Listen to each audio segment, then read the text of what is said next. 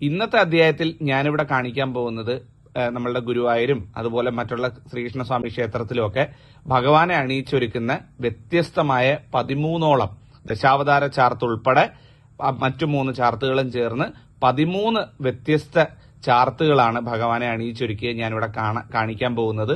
ഇത് കാണുന്ന തന്നെ മഹാപുണ്യമാണ്. ഇത് ഞാൻ കണ്ട ഉടനെ എന്റെ മനസ്സ് നിറഞ്ഞു.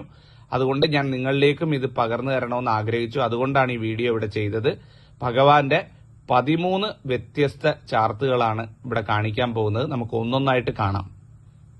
ഇതിൽ ആദ്യത്തേത് എന്ന് പറയുന്നത് മത്സ്യാവതാരമാണ്. അടുത്തത് കൂർമാവതാരത്തിലുള്ള ഭഗവാൻ.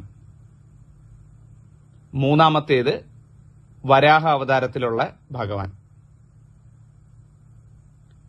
നാലാമത്തേത് നരസിംഹാവതാരം. അഞ്ചാമത്തേത് വാമന അവതാരമാണ്. ആറാമത്തേത് പരശുരാമൻ.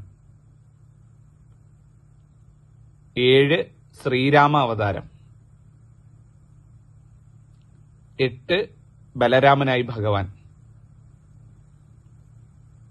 9 ശ്രീകൃഷ്ണ ഭഗവാൻ. 10 എന്ന് പറയുന്നത് ദശാവതാരത്തിലെ അവസാനത്തെ കൽക്കി അവതാരം.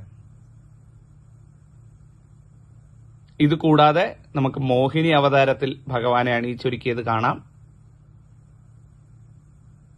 കൂടാതെ നമുക്ക് ഗുരുവായൂരപ്പനായും ഭഗവാനെ കാണാം.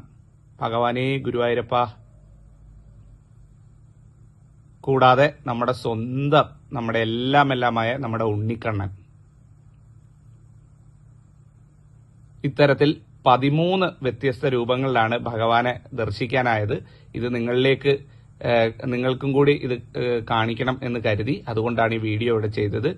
കണ്ട എല്ലാ സുഹൃത്തുക്കൾക്കും വളരെയധികം നന്ദി.